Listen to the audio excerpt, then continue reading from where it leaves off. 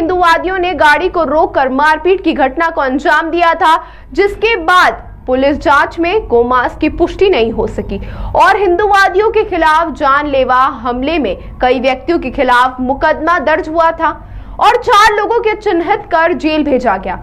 जिसके बाद आक्रोशित हिंदूवादियों ने पुलिस पर एक तरफा कार्रवाई का आरोप लगाते हुए एसएसपी दफ्तर पर धरना प्रदर्शन किया और उनकी मांग थी कि हिंदूवादियों पर गलत तरीके से मुकदमा दर्ज कर जेल भेजा है, जो पूरी तरह से गलत है। एसपी दफ्तर पर प्रदर्शन के दौरान पुलिस कार्रवाई के खिलाफ हुई नारेबाजी। एसएसपी दफ्तर पर प्रदर्शन के दौरान पुलिस कार्रवाई के खिलाफ हुई नारेबाजी। एसएसपी संजीव सुमन ने दफ्तर के बाहर आकर लोगों से की बात। जब लोग नहीं माने तो एसएसपी संजीव सुमन ने हिंदू संगठनों से साफ कहा, इस तरह से आप लोग मुझ पर दबाव बनाना चाह रहे हैं, नहीं बना पाएंगे। वहीं एसएसपी संजीव सुमन ने धरना प्रदर्शन कर रहे लोगों से सख्त हिदायत देते हुए कहा कि अगर कानून व्यवस्था को प्रभावित किया जाएगा तो उसके खिलाफ सख्त कार्रवाई की जाएगी। एक व्यवस्था बनी हुई है, मैं बात करने के लिए तैयार हूं। मैंने 45 मिनट तक आप लोगों का इंतजार किया, मैं एक बैठक छोड़कर बैठा हूं और अगर आप चाहते हैं ये चीख चिल्लाकर आप मुझे दबा लेंगे, आपके शर्तों के अनुसार आकर मैं जैसा आप कहेंगे वैसा करूंगा, वैसा नहीं करूंगा, ठीक है? या तो आप बात करने के लिए अंदर आइए, नहीं तो बात नहीं होगी। फिर उसके बाद आप जो करने के लिए स्वतंत्र हैं। कानून व्यवस्था प्रभावित होगी, फिर आपकी जिम्मेदारी है। ऐसा नहीं हो सकता कि आप अपनी मर्जी करेंगे। मैं मिलने के लिए तैयार हूं और 45 मिनट से बैठा हुआ हूं। यहाँ पे किसी प्रकार की कानून व्यवस्था प्रभावित होगी वो आप लोगों की जिम्मेदारी है। सारे कैमरे में रिकॉर्ड्स हो रहे हैं, नंबर 1। नंबर 2, इस तरह से अगर आप मेरे ऊपर दबाव बनाना चाह रहे हैं, आप लोग नहीं बना पाएंगे। एक व्यवस्था बनी हुई है, मैं बात करने के लिए तैयार हूँ। मैंने 45 मिनट तक आप लोगों का वेट किया है। मैं एक बैठक छोड़ कर बैठा हुआ हूँ और अगर आप चाहते हैं ये चीख चिल्ला करके आप मुझे दबा लेंगे, आपके शर्तों के अनुसार आकर के मैं जैसा आप कहेंगे वैसा करूँगा, वैसा नहीं करूँगा, ठीक है? या तो आप बात करने के लिए अंदर आइए, नहीं तो बात नहीं होगी। फिर उसके बाद आप जो करने के लिए स्वतंत्र हैं।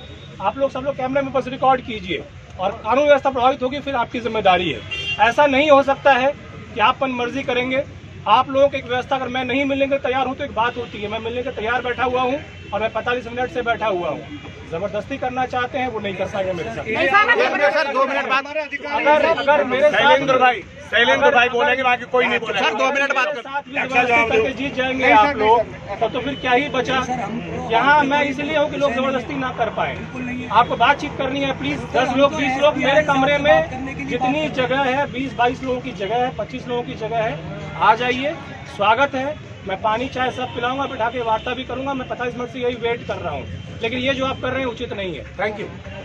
क्या बात हुई आप? देखिए, ये पनेठी जो कांड हुआ था 24 मई को, जो गौ कसी की सूचना के आधार पर कुछ हिंदूवादियों ने वहाँ प्रदर्शन किया था, तो जो कुछ लोग जो गौमांस लेकर जा रहे थे, जिसको बाद में ये साबित किया गया लैब रिपोर्ट के आधार पर कि वो भैंस का मीट था, लेकिन सूचना थी गौमांस की, तो उसको देखते हुए उन लोगों के द्वारा प्रदर्शन किया जा रहा था और जो गौ तस्कर थे या जो गौमांस के सप्लायर थे वो जो लेकर जा रहे थे, उन्होंने प्रदर्शनकारी 3-4 लोगों के ऊपर गाड़ी चढ़ाने का प्रयास किया और जब उनके ऊपर गाड़ी चढ़ाने का प्रयास किया और उनके ऊपर हमलावर हो गए मुस्लिम समाज के लोग जो मीट को लेकर जा रहे थे, तब आसपास के खेतों के लोग आए हमारे हिंदूवादियों को बचाने के लिए, सनातनी भाइयों को बचाने के लिए।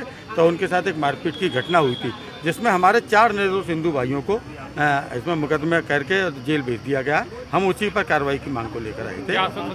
आश्वासन ये दिया है कि जांच चल रही है और जांच के आधार पर कार्रवाई होगी, किसी भी निर्दोष को जेल नहीं भेजा जाएगा। आप लोगों के द्वारा अभी रोड जाम किया गया, एसएसपी ऑफिस का घेराव भी किया गया, क्या कारण था? देखिए, जाम नहीं किया गया था, वहाँ हम अपना प्रदर्शन कर रहे थे और जब प्रदर्शन होता है तो आसपास की पब्लिक रुक जाती है, तो जाम जैसी स्थिति बन जाती है।